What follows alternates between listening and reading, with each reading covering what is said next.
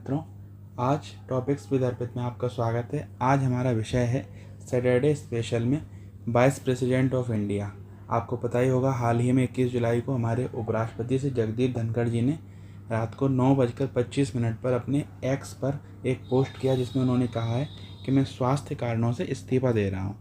तो एकदम ही ये चर्चा विमर्श का केंद्र बन चुकी है। तो हम आज देखेंगे उपराष्ट्रपति से संबंधित संविधान में क्या महत्वपूर्ण प्रावधान है, उनका चुनाव कब, क्यों, कैसे जरूरी है, और आज हम ये भी जानने की कोशिश करेंगे कि कौन अगला उपराष्ट्रपति हो सकता है। आइए इस विषय में चर्चा करते हैं। जगदीप धनखड़ जी को आप जानते ही हैं, जो बंगाल के पूर्व राज्यपाल थे, भारत के उपराष्ट्रपति बने 2022 में। अभी उनको अपना कार्यकाल पूरा कर नहीं पाए थे, तब तक स्वास्थ्य कारणों से इस्तीफा देना पड़ा। कुछ लोगों का मानना है, कुछ पत्रकारों का मानना है कि राजनीतिक नेतृत्व से उनके कुछ मतभेद थे, जिसके चलते उन्हें इस्तीफा देना पड़ा है। लेकिन ये सोर्स बेस्ड खबर है, इसलिए हम इस पर चर्चा नहीं करेंगे। हम जानेंगे उपराष्ट्रपति का चुनाव कैसे होता है। संविधान के अनुच्छेद 63 में उपराष्ट्रपति के पद का प्रावधान है कि भारत के लिए एक उपराष्ट्रपति होगा। उनके प्रमुख 2 कार्य हैं। पहला, यदि राष्ट्रपति अनुपस्थित हैं तो ये राष्ट्रपति की जगह एक्टिंग प्रेसिडेंट की तरह काम करेंगे। और दूसरा इनका कार्य होता है राज्यसभा का संचालन करना। राज्यसभा कैसे चलेगी, उसमें कार्यवाही कैसे हो, इस सब का संचालन उपराष्ट्रपति जी की जिम्मेवारी में होता है। अनुच्छेद 66 में वाइस प्रेसिडेंट के चुनाव से जुड़े प्रावधान हैं। निर्वाचक मंडल गठित होता है, जिसमें LS यानी लोकसभा, RS यानी राज्यसभा के सभी सांसदों का नाम होता है। महत्वपूर्ण बात यह है, इसमें जो नॉमिनेटेड सांसद हैं उनको भी वोट करने का अधिकार होता है वाइस प्रेसिडेंट के इलेक्शन में।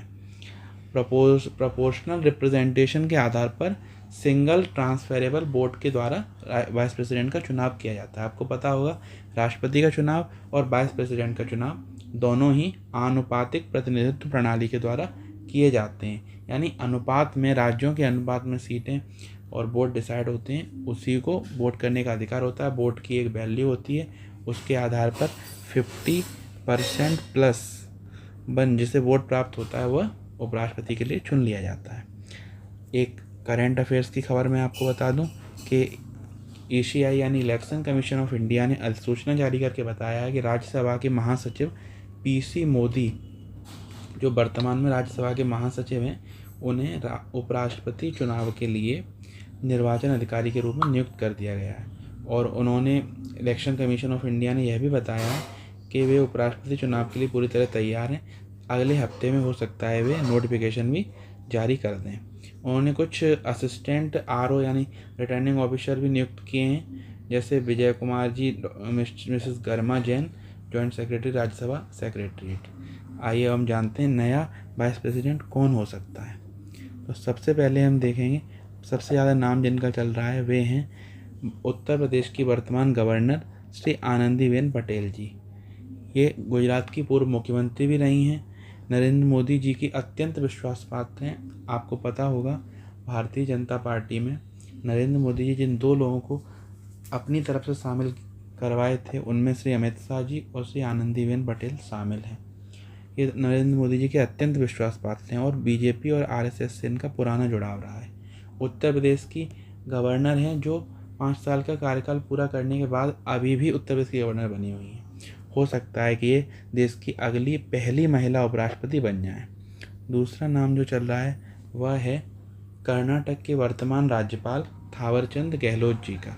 ये पूर्व केंद्रीय मंत्री भी रहे हैं और ये BJP जो है उसकी सर्वोच्च निर्णयकारिणी संस्था पार्लियामेंट्री बोर्ड है, उसके सदस्य भी रहे हैं लंबे काल तक।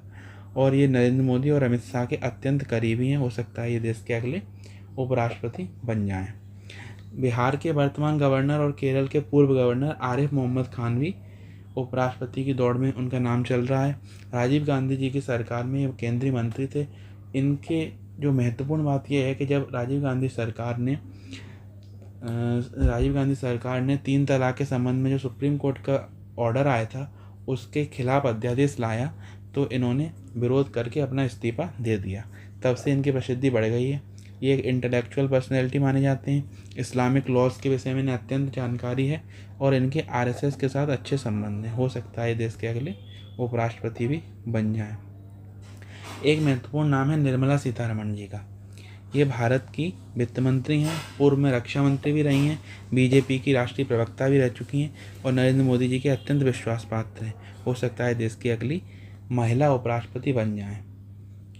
एक महत्वपूर्ण नाम चल रहा है जम्मू कश्मीर के वर्तमान उपराज्यपाल मनोज सिन्हा जी का, जो पूर्व में केंद्रीय कैबिनेट मंत्री रह चुके हैं और इनकी ईमानदारी पर नरेंद्र मोदी जी का अत्यंत विश्वास है, इसलिए वो उनको अत्यंत पसंद करते हैं।